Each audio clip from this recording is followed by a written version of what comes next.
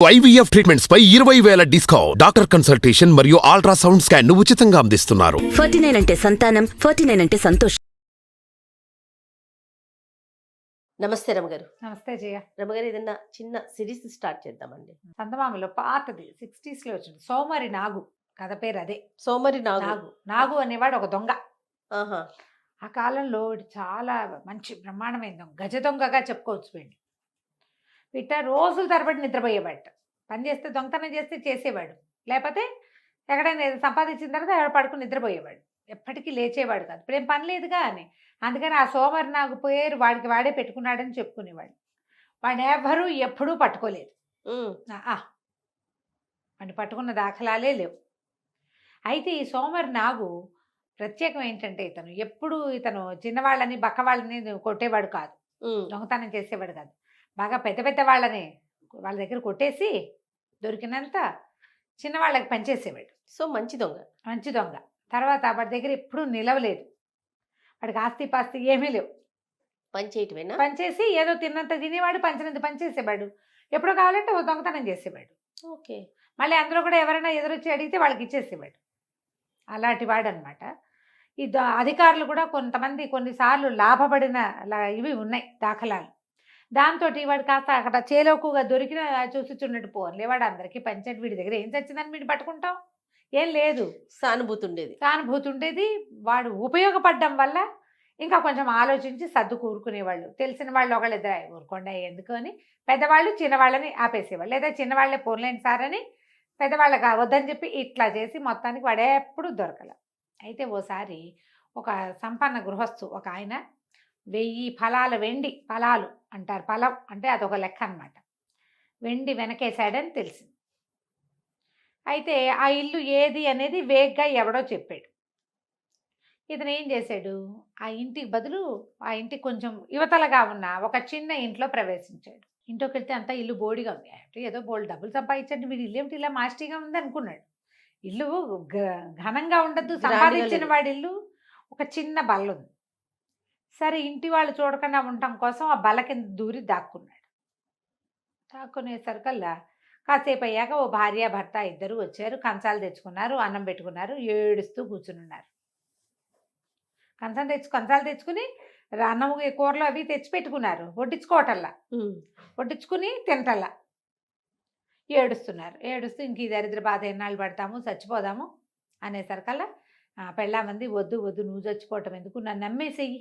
ఆ కాలంలో ఆడవాళ్ళని అమ్మేందుకు అవకాశం ఉండేది.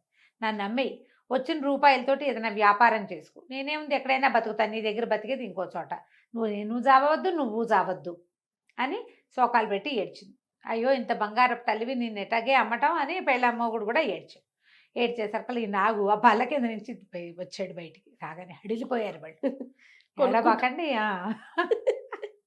ఏడవద్దు, మీకు డబ్బా వెండి ఇస్తాను, సంపాదించి తెచ్చి పెడతా, ఆ వెండి అమ్ముకుని వ్యాపారం పెట్టుకోండి, డబ్బులు లేవని చచ్చిపోకూడదు. ఓహో. ఎవరైనా డబ్బుకేముంది, ఎక్కడి నుంచి అయినా పుడుతుంది అని చెప్పాడు. కాసేపు అయిన తర్వాత బయటికి వెళ్ళిపోయాడు అక్కడి నుంచి. వీళ్ళు నిర్ఘాంతపోయి చూస్తూ కూర్చున్నారు. ఎవడో వాడు అర్థం కాల వాళ్ళకి. సడన్గా బల్ల కింద నుంచి ఒక మనిషి వస్తే భయం ఏదు, మరి వాళ్ళతో అప్రతిభులు అయిపోయి కూర్చుని ఉన్నారు అక్కడ. బయటికి వెళ్ళిపోయాడు. ఎవరింట్లో కొట్టుకొచ్చాడో తెలీదు. ఓ 250 తులాల వెండి ఊరిండి తీసుకొచ్చి వాకిట్లో పారేసాడు. గుడ్డ మూట పడింది, ఆ గుడ్డ మూటలో వెండి ఉందన్నమాట. ఆ వెండి అమ్ముకుని ఆ చిన్న ఇంటి వాళ్ళు చక్కగా చిన్న వ్యాపారం పెట్టుకున్నారు. ఒక పలక మీద సోమరి నాగు అని రాసి దాన్ని పూజ గదిలో పెట్టుకున్నారు. వాళ్ళు బతుకున్నన్నాళ్ళు ఆ పలకకి పూజ చేశారట. ఓకే.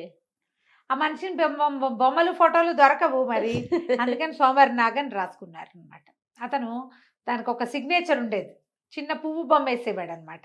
దొంగతనం చేసిన చోట ఇది నాగు పని అని తెలిసేది. అన్ని చోట్ల కాదు, తనని తెలియాలని అనిపించిన చోట చేసేవాడు. అయితే ఓసారి ఏమైందట, ఇతను ఎక్కడికో వెళ్తుంటే ఒక పాత స్నేహితుడు ఎదురొచ్చేట. పాత రోజుల్లో ఆ స్నేహితుడు బాగా డబ్బులు ఉన్నవాడు.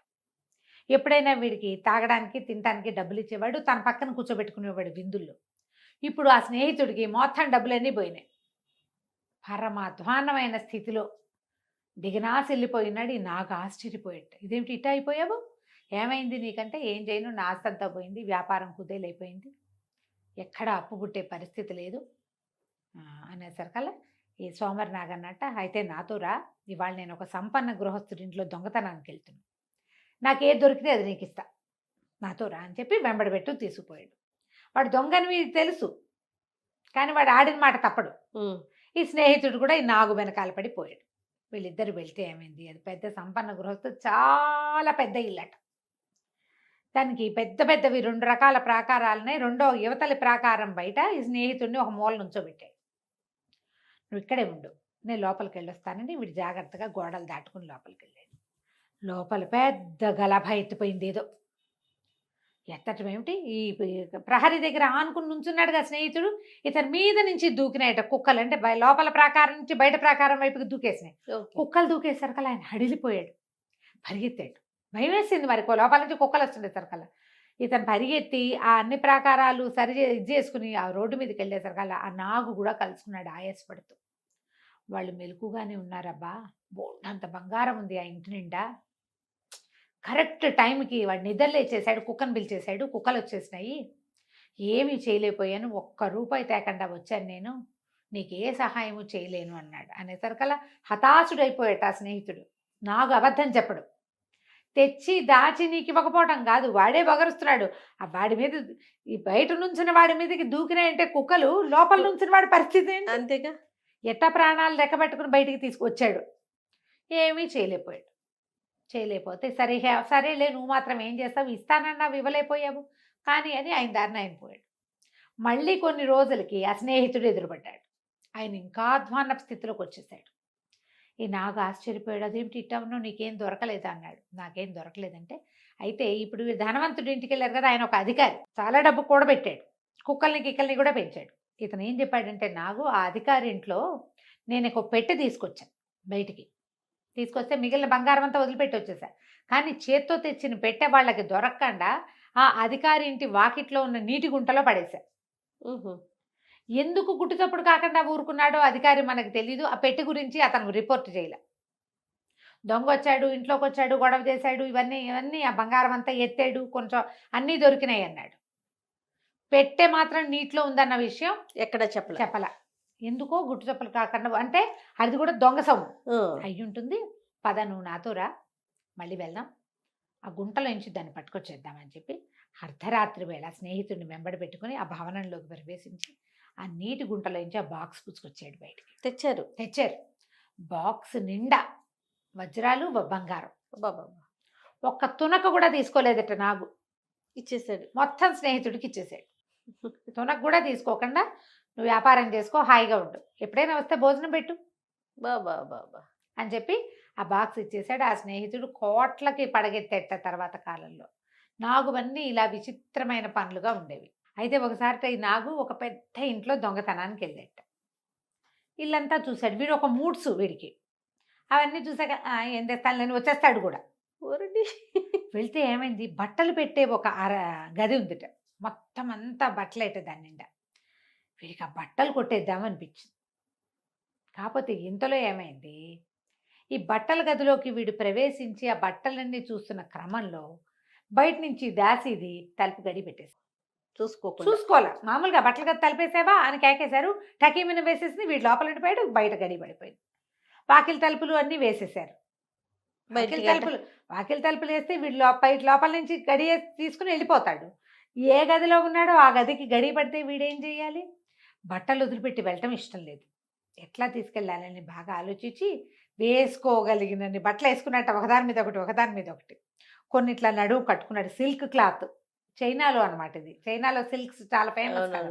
అక్కడి నుంచి ఏం చేశాడు, తనకు బాగా నచ్చినవన్నీ, అక్కడ దీపం ఒకటి ఉంటే ఆ దీప వెలుగులో చూసి అన్నీ మూట కట్టాడు.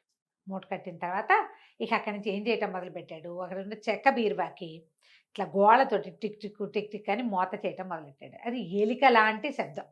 ఓహోహో వచ్చేసరికల్లా ఇంటి యజమానురాలు వీడు పడుకున్న 1 గంట కల్లా దాసి దాన్ని లేవనెత్తేసింది. వసే గదిలోకి ఏమైనా ఎలుక దూరిందో ఏమో, కొంచెం బెదిరించు, బయటకన్నా పోతుంది, బట్టలు కొట్టేస్తుందో ఏమిటో, పిల్లలకి కుట్టించడానికి బోళ్ళు గుడ్డలు తెప్పించాం అని కేకలు పెట్టింది. గదిలోంచి పెట్టి ఆవిడ పక్కకు ఒత్తిగిలి పడుకుంది.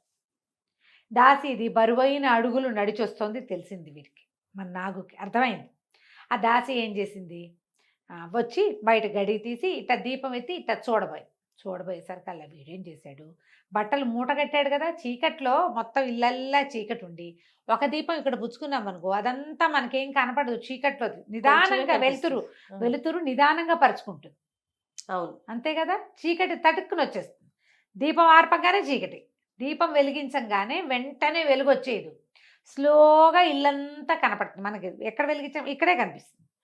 ఆవిడ ఇట పైకి చూసే లోపల ఈ బట్టల మూటని బయటికి దొర్లించి వీడేం చేశాడు, దాంతోపాటు దొర్లుకుంటూ తను కూడా బయటకు వచ్చేసేసి చెయ్యెత్తి ఆ దాసి దాని చేతిలో దీపాన్ని కొట్టేసరికల్లా దీపం పక్క పడిపోగానే కేవు కేవు కేవు కేవుమని అరిచేసరికల్లా పడదోసేసాడు కదా. వెంటనే ఏం చేశాడు, ఈ మూట సంకలో పెట్టుకుని పరిగెత్తుకుంటూ వాకిలి వైపు వెళ్ళి వాకిలి తలుపు గడికి తీసేశాడు. ఒక్క దూకులో బయటికి వెళ్ళిపోయాడు. ఇంతలో ఏమైంది, ఈ దీపం పడిపోయిన శబ్దం ఈ దాసి దాన్ని కొట్టేసరికి అది దొంగ దొంగ దొంగ దొంగ అని అరిచింది. దీపం లేదు. ఇంటి యజమాని కూతురు కొడుకు మొగుడు మొత్తం గుంపంతా పరిగెత్తుకొచ్చారు. యజమాని దగ్గర ఇంత చేపాటి కర్ర ఉందిట. ఆయన ఏం చేశాడు, ఆ చీకట్లో చెవులు మూసుకుని అరుస్తున్న దాసి దాన్ని చిత కొట్టేశాడు. అది పెట్టిన గావు కేకలకి ఇంటిల్లిపాది ఇదెందుకు అరుస్తోంది, వాడిని కొడుతుంటే వీళ్ళకి అర్థం కాల. ఇంకొకటి 2 దీపాలు పుచ్చుకుని వచ్చేసరికి తీరా చూస్తే చిత కొట్టింది ఎవరిని, దాసిని. లోపలికి వెళ్ళి చూస్తే ఏముంది, అరలో ఉండాల్సిన కొత్త బట్టలు ఏం లేవు. అయ్యగారు వేసుకుని 7-8 జతల బట్టలు లేవు. ఎలుక అసలు లేనే లేదు అక్కడ. దీపం పక్కకు పడిపోవటంతో దాసీదే దొంగ అయిపోయింది. లవో దిబో. ఇంకేం చేస్తారు, బట్టలు పోయినాయి అని ఇస్తే ఈ బట్టలు ఎవరి దగ్గర ఉంటాయి, ఇలాంటి బట్టలే చాలా మంది దగ్గర ఉంటాయి. ఇక రిపోర్ట్ లేదు, ఏమీ లేదు, మాట్లాడకుండా ఊరుకున్నారు. ఇలా ఎన్ని దొంగతనాలు చేశాడో మరికొన్ని దొంగతనాలు మళ్ళీ చెప్పుకుందాం. కానీ చేశాడు, మళ్ళీ అందరికి సహాయపడటం. అదే రమగారు ఇప్పుడు ఏమన్నా ఉన్నాడంటారా ఈ రోజుల్లో? ఎక్కడైనా కనపడితే ఒకసారి పంపించండి రమగారు నా దగ్గర. నువ్వేం చేస్తావు, చక్కగా మంచిగా భోజనం పెట్టి నాకేం కావాలో అది చేయించుకుంటాను. ఒకసారట ఒక వర్తకుడు బట్టలు ఇంట్లో నుంచి తెచ్చేసుకున్నాడు. ఓ వర్తకుడు ఒక వ్యాపారస్తుడు అంటే పెద్ద షాప్ ఆయన బయట నుంచి సిల్క్ వస్త్రాలు తేవడానికి ఒక ప్రయాణాలు చేసే వర్తకుడికి పెద్ద ఎత్తున బయానా ఇచ్చేట, బోల్డ్ డబ్బు ఒకేసారి బయానా ఇచ్చాడు. వీడు వెళ్ళి సిల్క్ పట్టుకొస్తాడనమాట ఇక్కడ వాళ్ళ కోసం. అదే సమయానికి చాంగు ఈ మన సోమర్ నాగు స్నేహితుడు ఒకడు అదంతా చూసి ఈ నాగుకి చెప్పాడు, ఫలానా సందులో పెద్ద రోడ్డు మీద వర్తకుడు ఉన్నాడు కదా, ఆయన సిల్క్ తేవడానికి దళారీ వర్తకుడికి డబ్బిచ్చాడు, ఆయన ఇంట్లో ఉంది, ఇంకా ప్రయాణం అవ్వలేదు. ఇవన్నీ తెలిసిపోతాయిగా ఊళ్ళల్లో. అంతేగా. సరే ఏమైంది, ఏం చేశాడు, వాళ్ళ ఇంటికి వెళ్ళి ఆ డబ్బు కొట్టేద్దాం అనుకున్నాడు. ఆయన ఏం చేశాడు, వర్తకుడు చాలా జాగ్రత్తగా ఓ పెట్టెలో డబ్బంతా పెట్టి, ఇంకా అల్మర్లలోనూ అక్కడ ఇక్కడ పెట్టకుండా భార్య భర్త పక్క పక్కన, ఈయన మంచం మీద పడుకున్నాడు, ఆవిడ కింద పడుకుంది అనమాట. వీళ్ళని దాటి రావద్దు, మనుషులు మన మీద నుంచి దాటితే తెలిసిపోతుంది కదా, అందుకని దొంగలు పడతారని తను యువతల వైపు పడుకుని గోడ వైపుకి ఇది పెట్టాడు. వాడి తెలివి. అక్కడి నుంచి ఏమైంది, మన నాగ్గారు అటు ఇటు చూసి రాత్రి వాళ్ళ ఇంట్లోకి ప్రవేశించి ఏం చేశాడు, ఆవిడ తలాపికి నిలబడి మంచం మీద ఒక కాలేసి కొంచెం ఇట్లా ముందు కొంగి ఇప్పుడు మనం ఇలా వంగే బదులు ఒక కాలేసి వంగామనుకో ఎత్తు మీదకి ఈజీగా ఉంటుంది కదా. సరే ఏం చేశాడు, మంచం అంచు మీదకి కాలేసి ఇట్లా ముందు కొంగి ఆ పెట్టె తీయబోతే అప్పుడే భార్య అటు నుంచి ఇటు తిరుగుతుంటే ఆవిడకి మంచం మీద ఏదో ఉందనిపించి గట్టిగా పట్టుకుంది. నాగు కాలు పట్టేసుకుంది.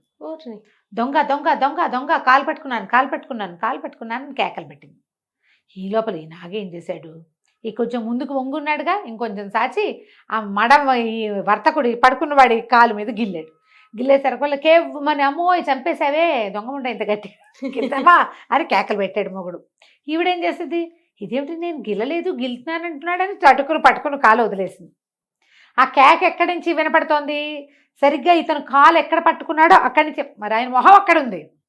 ఆవిడ వదిలేయటం ఏమిటి, ఈయన ఒక కంగలో ఆ డబ్బు పెట్టి తీసేశాడు, వెనకెళ్ళిపోయేసరికల్లా వెళ్ళిపోయాడు దొంగ వెళ్ళిపోవటం అంటే నా కాలు ఇంకా మండిపోతుంది, దొంగ మొహం దానా అంత గట్టిగా గిల్లేసేవు అన్నాడు. అనేసరికి నేను గిల్లింది ఎక్కడా, నేను పట్టుకున్నది దొంగనే, కావాలంటే దీపం వెలిగిద్దాం పట్టు అని ఇద్దరు లేచెళ్ళి అవతల గదులు ఇంత చిన్నది పెట్టుకున్నారు. వాళ్ళు ఆ దీపం వెలిగించుకుని తెచ్చుకునేసరికల్లా ఏముంది, డబ్బు పెట్టలేదు, పెట్టి కాస్త పోయింది. ఈయన కాలు మీద గిల్లిన గుర్తు మాత్రం ఉంది. ఇలా దీపం పోయింది. ఇక చేసేది ఏముంది, ఈ పట్టుకుపోయిన నాగు వాళ్ళకి వీళ్ళకి అందరికీ సమర్పయామి చేశాడు. అయితే ఏమైందట, ఆ ఊళ్ళో చాంగ్ అని ఒక మంచి సైనికాధికారి ఉన్నాడు. ఓసారి ఓ బజార్లో ఆయన ఎదురుపడ్డారు, మన నాగును చాంగు. ఆ కొట్టాయన ఇతనేనండి నాగంటేనని పరిచయం చేశాడు. పరిచయం చేసి ఏమిటో నువ్వు మంచి దొంగ ఒకటి కదా అన్నాడు. దొంగననేటా చెప్తారండి, నన్ను ఎవరు దొంగ పేరుతో పట్టుకోలే ఇప్పటిదాకా, నన్ను పట్టుకోలేదు కదా నన్ను ఎవరు అనేసరికల్లా ఆయనకి నవ్వొచ్చి నువ్వు భలేవాడిపోయి నువ్వు చేసిన కొన్ని దొంగతనాలు వింటే ఆశ్చర్యంగా ఉంటుంది.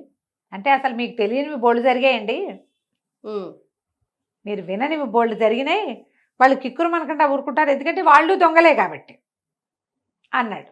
అంటే సరే ఇద్దరు నడుచుకుంటూ వస్తున్నారు వాళ్ళ ఇంటిని, ఈ కొట్టు బజార్ నుంచి చాంగ్ గారి ఇంటి వైపుకి. అయితే ఏమైంది, చాంగ్ అన్నాడు, సరే నీ దొంగతనాలు నాకు కొన్ని తెలుసు, నాకు నిన్ను పట్టుకోవాలని ఉంది, ఓ పని చేద్దాం, నీ సమయస్ఫూర్తి నీ తెలివితేటలు చూపించు. ఇదిగో చిలక, మా ఇంట్లో చిలక ఉంది, ఆ చిలకను కొట్టేయి చూస్తా నీ వల్ల అయితే. చిలకను కనుక నువ్వు సమయస్ఫూర్తితో కొట్టేస్తే ఇప్పటిదాకా నువ్వు చేసిన దొంగతనాలన్నీ నీ తెలివికి నీరాజనం కింద నేను వదిలేస్తా. చిలకను నువ్వు తీసుకెళ్ళకపోతే నువ్వు స్వచ్ఛందంగా ఒప్పుకోవాలి, నాకు లొంగిపోవాలి, నేనే దొంగని నేనే చేశానని ఒప్పుకోవాలన్నాడు.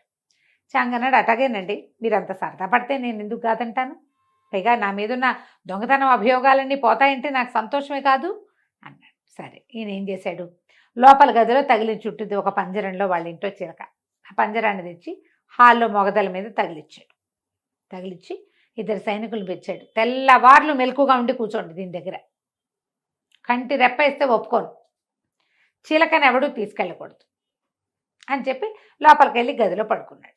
ఆయన కొంచెం ముసలివాడు, కొంచెం వంగి నడుస్తాడు. సరే ఏమైంది, కొంచెం 12 గంటలు అయ్యేసరికి మన నాగు ఆ ఇంట్లోకి ప్రవేశించి చూస్తే ఏముంది, ఇద్దరు సైనికులు కర్రలు పుచ్చుకుని దానికేసి చూస్తున్నారు. ఎట్లా తీసుకెళ్తాం, సరే ఇతను ఏం చేశాడు, వెనకాల వైపు వసారాల్లో నుంచి వెనక గదులన్నీ తిరిగి చూశాడు. ఓ గదిలో చాంగ్ గారు ఆఫీస్కి వెళ్ళేటప్పుడు వేసుకునే బట్టలు ఉన్నాయి, ఒక టోపీ, ఓ పెద్ద ఓవర్ కోటు, అప్పుడు కొంచెం చలికాలంగా ఉంది కాబట్టి ఒక మఫ్లరు, కొన్ని మఫ్లర్లు తగిలించున్నాయి. మనకి ఇంకా సమయం ఉందని హాయిగా ఏం చేశాడు, అక్కడ చిన్న మడత మంచాలు లాంటిది ఉంటే అది వేసుకుని పడుకుని నిద్రపోయాడు. గంట లెక్క పెట్టుకుని గంటకు లేవాలని అనుకుని గంటన్నర పడుకుని నిద్రపోయాడు. మన పని వాళ్ళు వీళ్ళిద్దరు ఉన్నారు కదా, వీళ్ళ కళ్ళల్లో ఒత్తులేసి దానికేసే చూస్తున్నారు. కొంచెం 4:15, 4:20 అయ్యేసరికి లేచేసి ఏం చేశాడు, చాంగ్ గారిలాగా కొంచెం వంగి నడవటం, ఓసారి అటు ఇటు నడిచి ప్రాక్టీస్ చేసి ఆ ఓవర్ కోటు అక్కడ ఉంది కదా, పెద్ద కోటు, అక్కడి నుంచి టోపీ, ఆ మఫ్లర్ మెడకి చుట్టుకుని ఆ వంగి నడుస్తూ, తెల్లారింది ఇక పడుకుంటారా, అయిపోయిందిలే ఈ పూటకి అన్నాడు.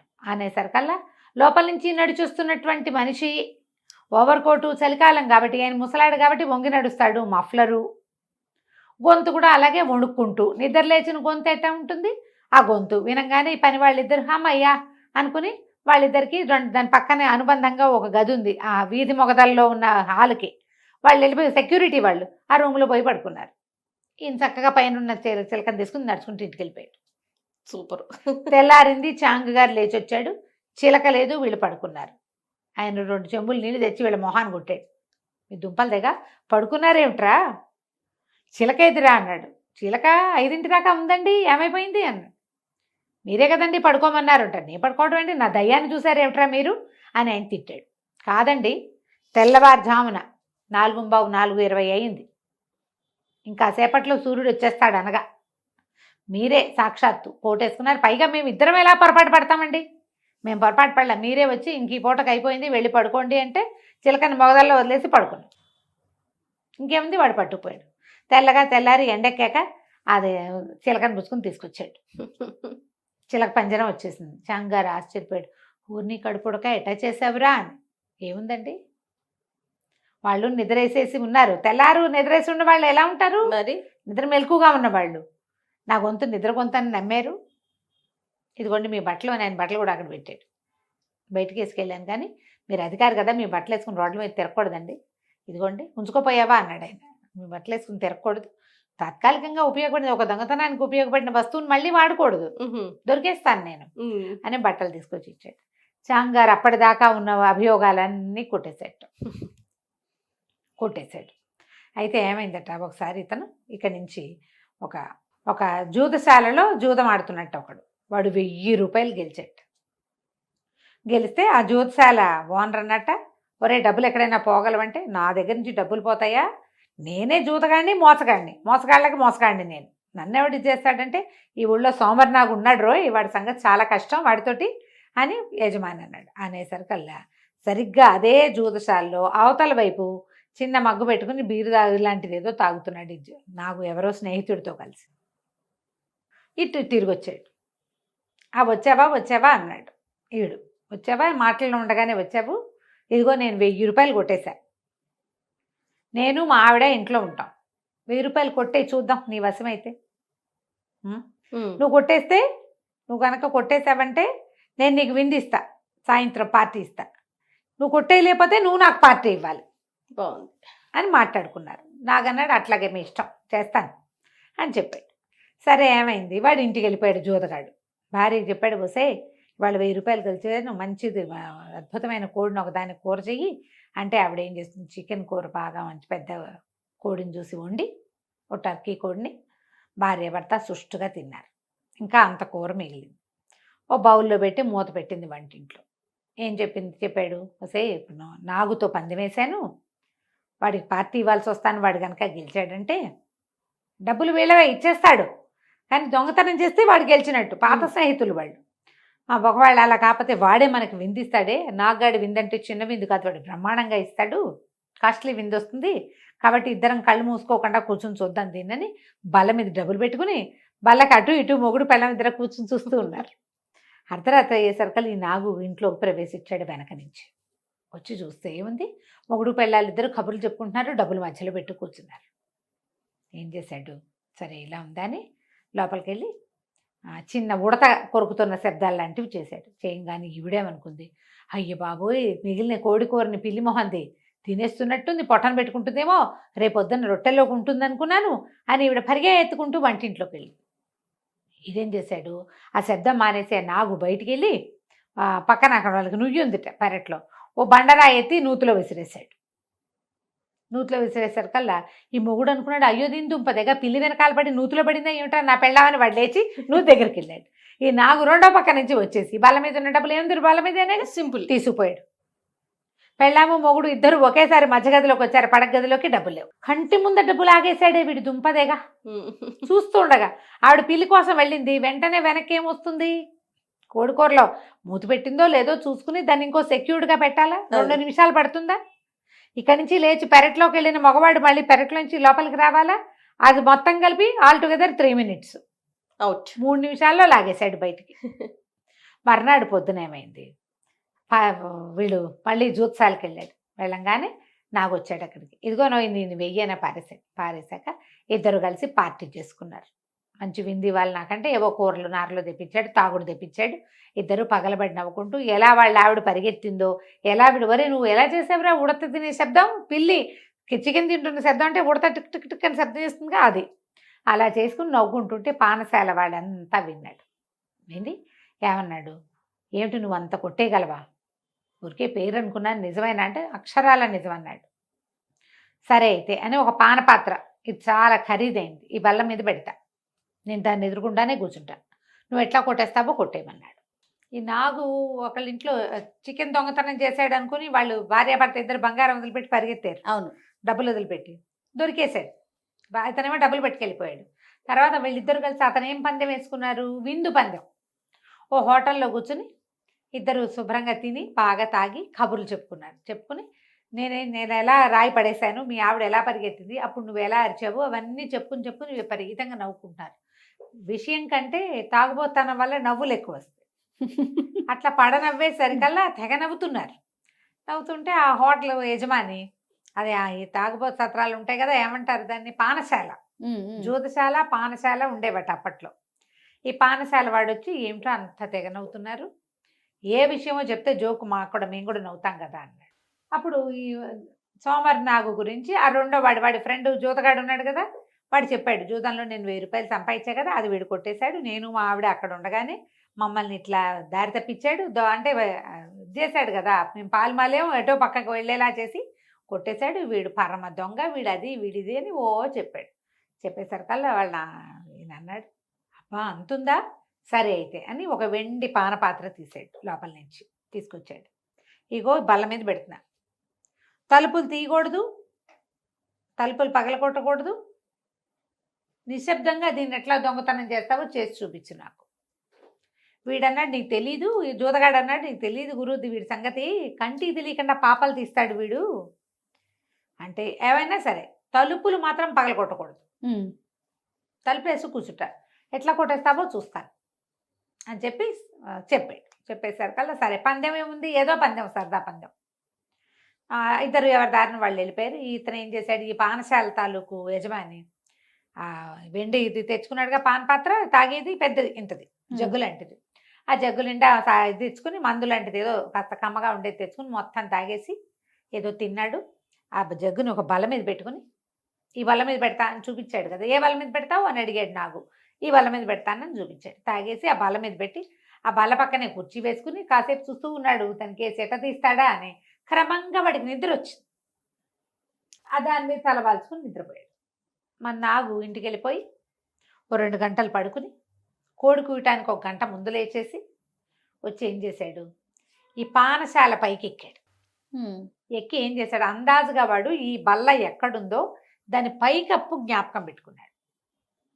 ఆ కప్పు మీద కూర్చుని అవి ఇట్లా వరుసగా పెంకులు పరిచిన కప్పు, అది పెంకులు పక్కకు తీస్తే కింద బల్ల, పానశాల లోపల భాగం ఒక టేబుల్, దాని మీద వెండి పానపాత్ర, ఆ పక్కనే గురకలు తీస్తున్న ఆ పానశాల యజమాని కనపడ్డారు.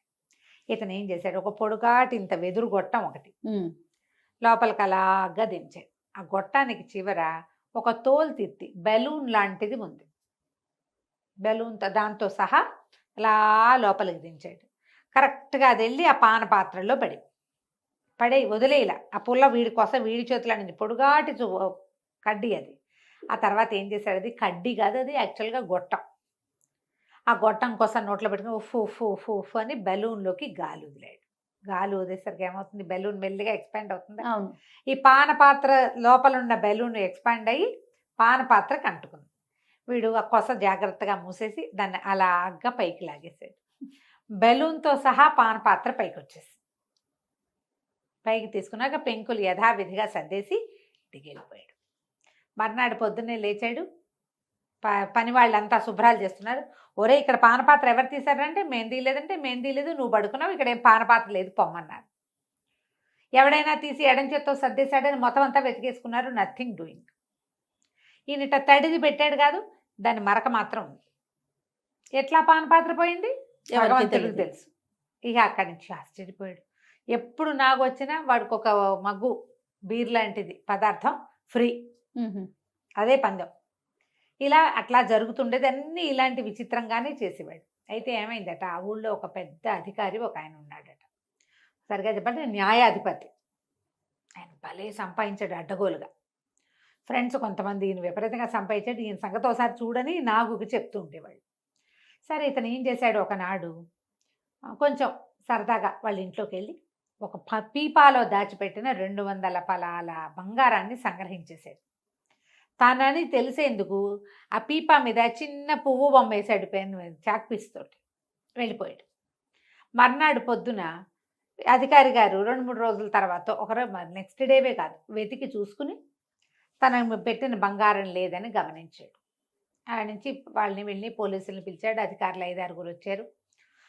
కొంతమంది మనవాడి ఫ్రెండ్స్ ఉంటారుగా, వాళ్ళు అటు ఇటు అంతా పరిశీలించి లోపలికి వచ్చిన మార్గం వెళ్ళిన మార్గం ఏ తలుపు గడి తీసింది, అలాగా తీసే గడి ఏమిటి అవన్నీ చూసుకుని చివరికి ఈ పీపా దగ్గరకు వచ్చి పీపా మీద ఉన్న పువ్వు గుర్తు చూడంగానే ఇది నాగు పని అని చెప్పేసరికల్లా ఆయన అన్నాడు, వాడిని పట్టుకొచ్చేసేయండి వాడిని ఇమీడియట్గా అన్నాడు. అంత సులువు కాదండి, వాడు అసలు దొరకడు, వాడి దగ్గర సాక్ష్యానికి ఏం ఉండదు, పువ్వు వాడేశాడు అంతే. ఇప్పుడు ఈ పువ్వు ఏమంటే మీ ఇంట్లో ఉన్న పని పిల్ల కూడా వేస్తుంది అంతేగా. పువ్వు వాడి సిగ్నేచర్ అయిన మాట నిజమే, మేము గుర్తుపెడతాం, కానీ వాడే అని చెప్పడానికి వాడికి వచ్చింది కానీ వెళ్ళింది కానీ సాక్ష్యాలు ఉండవు. వాడి దగ్గర బంగారం ఉండదు, ఎట్లా పట్టుకుంటాం అంట. కుదరదంటే ఆయన మండిపడ్డాడు. అదేంటి నా ఇంట్లోకి వచ్చి ఒకడు వాడికి అన్ని గుండెలా తీసుకుపోతాడా, వాడి సంగతి చెప్తాను రామ్డేమని అరిచాడు. పని వాళ్ళు వీళ్ళు బోళ్ళంతమంది విన్నారు. అక్కడ నా నోట ఈ నోట సోమవారి నాగుకి అందించారు. వీడేం చేశాడు, ఈ లోపల అధికారులు 2-3 అటువైపు ఎటో వెళ్తూ వీడు కనపడేస్తారు కదా ఆ పాన్శాలలో కేకేసి, బాబు నేను పట్టుకోమంటున్నాడు రా, నువ్వు ఎట్లా చేస్తావో మరి అంటే, బంగారం ఎక్కడ దాచావు అని అడిగారు. అది మీ దొడ్లలోనే పాతి పెట్టాను. ఈ జ్యూరిస్డిక్షన్లో వచ్చే అధికారులు ఎవరో వాడికి తెలుసు. 3 భాగాలు 4 భాగాలు చేసి 4 అధికారుల దొడ్ల పెరట్లలో పాతి పెట్టేశాడు. చక్కగా. మందార చెట్ల కింద వాడు పాతి పెట్టేశాడు. బంగారం లేదు వాడి దగ్గర. సరే నేను చూస్తా అధికారి గారు. కాదురా, బంగారం దొరికినా సరే ఆయన వదిలిపెట్టాడు నిన్ను వేసేదాకా, నేను చూస్తాలేండి అన్నాడు. మర్నాడు ఏం చేశాడు, ఈ న్యాయాధిపతి కట 2 భార్యలు. పెద్ద ఆవిడ కొంచెం సామాన్యంగా ఉంటుంది, రెండో ఆవిడకి తెగబారెడు కుర్రలు ఉన్నాయి, వాళ్ళంత జుట్టు. వాళ్ళ ఇంట్లోకి వెళ్ళి ఆవిడ జుట్టును పక్కకి వేసుకుని, ఆ కాలంలో వాళ్ళు క్లిప్పులు అవి పెట్టుకోకుండా జుట్టు విరబోసుకుని పడుకునేవాళ్ళు. మామూలుగా ఇప్పుడు మనబొట్టి పొట్టి జుట్టు వాళ్ళు ఏం చేస్తారు, క్లిప్పు గుచ్చుకుంటుందని తీసేస్తాం. అంతేగాని బారెడు జడున్న వాళ్ళు విరబోసు పడుకోరు, జుట్టు నలిగిపోతుంది చిక్కుపడిపోతుంది అనుకుంటారు. వాడిని వాళ్ళ కాల పద్ధతి ఏంటంటే జుట్టు అంతా ఇట్లా మంచం మించి వెనక్కి వదిలి అట్ట పడుకుంటారు. ఏం చేశాడు, వెనక్కి వదిలిన భాగం కట్ చేశాడా? కట్ చేసేసి, ఈయన అధికారపు సీల్ ఒకటి ఉంటుంది, ఏమంటారు మన స్టాంప్ ఉంటుంది కదా, ఆ స్టాంప్ పెట్టుకునే బాక్స్ ఉంది, ఆ బాక్సులో పెట్టేశాడు ఆ జుట్టుని. పెట్టేసి కామ్గా వెళ్ళిపోయాడు. తెల్లవారు లేచేసరికల్లా ఆవిడ లబో దిబో మరి గోల, నా జుట్టు కత్తిరించేశాడు, ఎవడో కత్తిరించేశాడు, దొంగ ఎవడో వచ్చాడు, నువ్వు ఎవరెవరికో శిక్షలు వేస్తున్నావు, వాళ్ళు ఎవరో పగబట్టి నీ పేక్కో ఇక్కడ నా జుట్టు కోసారు, తెగ తిట్టిపోసింది. సరే ఈయన కొళ్ళు మండిపోయింది. అక్కడ కూడా చిన్న పువ్వు బొమ్మ వేసింది. అమ్మో నాగే వచ్చాడండో అన్నారు పనివాళ్ళు. అనేసరికి ఈయన తను చూడగానే వాడి సంగతి చెప్తాను, ఒరే నా సీల్ పెట్టి ఇటు పట్టరండి, వాడిని అరెస్ట్ వారెంట్ వాళ్ళ రాసి దాని మీద సీల్ వేసిస్తాను అన్నాడు. ఆ సీల్ పెట్టి తెచ్చి సీల్ తీసేశారు కల్లా, అందులో లోపల జుట్టు ఉంది. ఆయన అడిలిపోయాడు. అమ్మ బాబోయ్, అమ్మో వీడు ఈ పెట్టె తెరిచి జుట్టు పెట్టాడు, అధికార ముద్ర దొంగిలిస్తే ఉద్యోగం ఊడిపోతుంది. అంతే కదా. పైగా జుట్టు కోసిన వాడు పీకుత్తరిచ్చలేడు. వాడు ఎంత నిశ్శబ్దంగా వచ్చాడు, ఎంత నిశ్శబ్దంగా పనిచేసేసాడు. ఏం చేయాలో తెలియలే ఆయనకి. భయం వేసింది వాడు జోలికి వెళ్ళటానికి. ఆ అధికారులు ఒకళ్ళిద్దరు సన్నాయి నొక్కులు నొక్కారు. నేను చెప్పాం కదండి ముందే, మీరేమో వాడి మీద అరిచి కేకలు పెట్టారు, ఇంతమంది పని వాళ్ళు ఉన్నారు, ఈ పని వాళ్ళంతా వాడి దగ్గర రూపాయి తిన్నవాళ్ళుగానే ఉంటారు, ఎవడింటో ఏ ఇబ్బంది ఉన్నా ఆ దారేపోతూ వాళ్ళకి 5-10 ఇస్తాడు వాడు. ఒకవేళ వాడి దగ్గర లేకపోతే వీళ్ళని వెంబడి పెట్టుకెళ్ళి ఎవరినైనా కొట్టి మరీ డబ్బులు తెచ్చిస్తాడు వాడు. ఆ రకం వీళ్ళలో ఎవడో ఒకడు వాడికి అందించాడు, వాడు ఈ పని చేశాడు, మీరేమో అరెస్ట్ చేయమంటున్నారా, మీ ఇష్టం మాకు తెలియదండి అన్నారు. అనేసరికి ఆయనకి సర్దు కూరుకున్నాడు. ఎలాగో ఆ 200 ఆయనకి ఎక్కడి నుంచో అమ్మి అనేది. అవును. భార్యను ఓదార్చి ఆవిడ జుట్టు పెరగడానికి ఏదో తైలాలు తయారు చేయించి ఆ ఉన్న జుట్టుతో సవరం చేయించి ఏదో ఓదార్చుకుని ఊరుకున్నాడు. కొన్నాళ్ళు పోయాక ఏమైందట, ఈయన బాగా అమ్యాలు తింటాడు కదా, ఈయన మీదకి ఒక ఏమంటారు సిట్ లాంటిది ఏదో వేశారు. పరిశీలనాధికారి ఒక ఆయన రాబోతున్నాడు, ఫలానా ఆయనని తెలుసు, ఆయన పరమ కరోడ, దొరికితే వదిలిపెట్టాడు, అసలు దొరికించుకోవడమే ఆయన లక్ష్యంగా ఉంటాడు. అయ్యేసరికి మల్లన్న అనమాట ఆయన.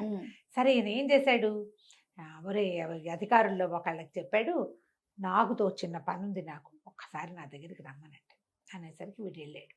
నాగు ఆయన దగ్గరికి వెళ్ళాడు. వాడికి ఏం భయం, ఏం పట్టుకునే వ్యవహారం ఏం లేదు. ఏంటండి అంటే, ఒక పరిశీలనాధికారి వచ్చాడు ఊళ్ళోకి, ఆయన దగ్గర ఒక అధికార ముద్ర ఉంటుంది, ఆ ముద్ర తెచ్చి నాకు ఇచ్చేసి వాళ్ళ ఇంట్లో ఇచ్చి, ఆ ముద్ర లేకపోతే ఆయన నన్ను ఏం చేయలేడు, ముద్ర పోయిందని ఎవరికీ చెప్పుకోలేడు. అనేసరికి సరేనన్నాడు. వెళ్ళి ఆ అధికారి గారి ఇల్లు సవరించి ఇంకేం తీసుకురాలా, దానికోసం వెళ్ళాడు. ఆ పుచ్చుకొచ్చి ముందు జడ్జి గారికి అప్పచెప్పేశాడు, న్యాయాధిపతికి అప్పచెప్పేసరికల్లా ఆయన ఏం చేశాడు, 200 ఫలాల వెండి బహుమతిగా ఇచ్చాడు. ఇస్తే వీడ తీసుకున్నాడు. ఆయన ముందే పని వాళ్ళకు కొంచెం పనిచేసాడు కూడా, ఉంచుకోండి రాని. అక్కడి నుంచి అడిగాడు, ఏం చేయబోతారండి మీరు దీంతో? నేనేం చేయను, ఈ ముద్ర లేకపోతే ఆయన బయటికి పడ్డు, నా ముద్ర నా దగ్గరే ఉంచుకుంటాను, ఇప్పట్లో నా మీద ఏ కేసు తెమలదు అంటే. ఈయన వీడన్నాడు, నాకు మీరేమనుకోకండి, మీకు ఒక ఐడియా చెప్తాను, మీరు పని చేయండి, రేపు పొద్దునో ఎల్లుండి పొద్దునో ఈ అధికార ముద్రని, ఏమంటే మీ ముద్ర ఎవరో దొంగ దగ్గర దొరికింది, దొంగ అయితే తప్పించుకున్నాడు, ఇదిగోండి మీ ముద్రని ఆయనకి అప్పచెప్పేసేయండి. ఎవడో దొంగ దగ్గర 4 వస్తువులు దొరికినప్పుడు ఆ వస్తువుల్లో ఇదొకటి అని చూపించవచ్చు మీరు. ఆయన కూడా మీ పట్ల సాఫ్ట్గా వ్యవహరిస్తాడు, ఎందుకంటే అధికార ముద్ర పోతే ఉద్యోగం ఊడిపోతుంది. ఓకే. ఇంత సహాయం చేసిన మిమ్మల్ని ఆయన పాజిటివ్గా తీసుకెళ్తాడు కదా, కొంచెం సర్దుకోండి అని ఆయనే చెప్తాడు. అనేసరికి ఇతను అన్నాడు, న్యాయాధిపతికి నా అంతటి వాడిని నేనేనని ఆయన ఫీలింగ్. నీకు అవన్నీ ఎందుకురా, నా తంటాలు నేను పడతాను, అలాంటివి ఏం చేయను, ముద్ర నా దగ్గరే ఉంటుంది, ఆ అధికార ముద్ర నా దగ్గర ఉన్న నాళ్ళు నాకే భయము లేదన్నాడు. నాకు మీ ఇష్టం అండి, ఇదైతే మంచి ఐడియా, వాడుకుంటే లేకపోతే లేదని వాడి దారిని పడిపోయాడు. ఈ కథ ఎలా మలుపు తిరిగిందో చూడు. సరే ఈయన ఏం చేశాడు, 2-4 రోజులు 5 రోజులు అయిన తర్వాత అధికారి గారికి ఏదో ఉంటో బాగుండలేదని చెప్పుకుంటూ ఉంటే బయట చూడ్డానికి వెళ్ళాడు. చూడ్డానికి వెళ్తే కొంచెం బాగుండలేదండి, మీ దగ్గర రావాలనుకోండి, కాస్త ఆరోగ్యం చక్కబడ్డాక వస్తానండి అంటే ఈయన 2 యాపిల్స్ అవి పుచ్చుకుని వెళ్ళి, నీ జబ్బు ఏంటో నాకు తెలుసులే, ముద్ర పోయింది, బయటికి చెప్పుకోలేక ఒంట్లో బాగోలేదని వేషాలు వేస్తున్నామని నవ్వుకుంటూ వచ్చేసి నవ్వుకున్నాడు. ఇంతలో ఏమైంది, సడన్గా ఈయన లోపలికి వెళ్ళాడు ఏదో తీసుకురావడానికి, మంచినీళ్ళు లాంటివి ఏవో చెప్పి రావడానికి. యువతలు కొంచెం కూర్చోగానే వంటవాడు పెద్ద పెద్ద కేకలు పెట్టాడు, అయ్యగారు వంటిల్ని అంటుకుందండి అని కేకలు పెట్టాడు. ఆయన ఒక గెస్ట్ హౌస్లో ఉన్నాడు. గెస్ట్ హౌస్ కదా చూడ్డానికి వెళ్ళాడు ఈయన, ఈ న్యాయాధిపతి అధికారింటికి వెళ్ళాడు. ఈ కేకలు పెట్టేసరికల్లా ఈయన ఏం చేశాడు, అమ్మో ఇల్లు అంటుకుంటే ఓ పక్క నుంచి పొగొచ్చేస్తాం, గబాలన ఆ పక్కన మంచానికి పక్కగా ఉన్నటువంటి బాక్స్ను ఒకదాన్ని ఎత్తి, అయ్యా ఇది నా అధికార ముద్ర అండి, ఇల్లు అంటుకునేలాగా ఉంది, ఏమైనా పోయినా పర్వాలేదు, అధికార ముద్ర పోతే చాలా కష్టం, మీ ఇంటికి పట్టుకెళ్ళండి, రేపు పట్టుకొద్దురు కానీ మాకని చెప్పేసి ఖాళీ బాక్స్ ఈయన చేతిలో పెట్టేశాడు. అబ్బా ఎంత తెలివిగా. ఆ బాక్స్ పుచ్చుకుని ఆయన ఇంటికి వెళ్ళాడు. ఇప్పుడు ఏం చేయాలి, అధికార ముద్ర అందులో పెట్టి ఇవ్వాలి, చిన్నట్టు పెట్టి ఇవ్వాలి. పెట్టించాడు. మరునాడు ఇంకేం చేయలేక అందులో అధికార ముద్ర పెట్టి ఈయనకి అప్పచెప్పాడు, స్టాంపు పెట్టేసి. ఆయన ఏం చేశాడు, మీరు చాలా ఆమ్యామ్యా తిన్నారు, ఇవన్నీ ఉన్నాయి అని చెప్పేసి ఆ ముద్ర వేసి వెళ్ళండి, జైలుకి వెళ్ళండి, మీరు ఉద్యోగం ఊడిపోయింది మీది, 1000 ఫలాల బంగారం కట్టాలి గవర్నమెంట్కి అని రాసేసి 2 నెలల సస్పెన్షను, 15 రోజులు జైలు శిక్ష, అక్కడి నుంచి డబ్బులు కట్టడం అన్నీ రాసేసి లేచక్క వెళ్ళిపోయాడు. నాకు కొట్టేశాడని ఈయనే చేయించాడని ఆయనకు తెలుసు, ఊహించి ఈ ప్లాన్ చేశాడు. నాకు చెప్పిన ఐడియా ప్రకారం చేస్తే ఇలా జరిగేదే. అదే కదా. ఇలాంటి ఎన్ని కథలో సోమరి నాగు మీద బోలెడు గాథలు ఉన్నాయట. ఇంకా ఎక్కడ ఉంటుంటే వెతికి చూద్దాము, దీంతో ఆపేద్దాం. ఇంకా అసలు సోమరి నాకు దొరికినట్టుగా లేదా రమ్మగారు? ఎక్కడ అతను చివరి దాకా ఎప్పుడు దొరకల, అతను చనిపోయేదాకా దొరకలేదు. అందరికీ తెలుసు అతను, కానీ అందరికి సహాయం చేస్తున్నాడు కదా. కానీ ఎక్కడ ఏ దొంగతనంలోనూ ప్రత్యక్షంగా కానీ పరోక్షంగా కానీ అతను ఎప్పుడు పట్టుబడలా. అతను దొంగిలించిన సొత్తు ఏనాడు అతని దగ్గర లేదు. బాగుందండి. నమస్తే. నమస్తే. సుమన్ టీవీలో మీ పర్సనల్ అండ్ బిజినెస్ ప్రమోషన్స్ కోసం కింది నెంబర్కి కాంటాక్ట్ చేయండి.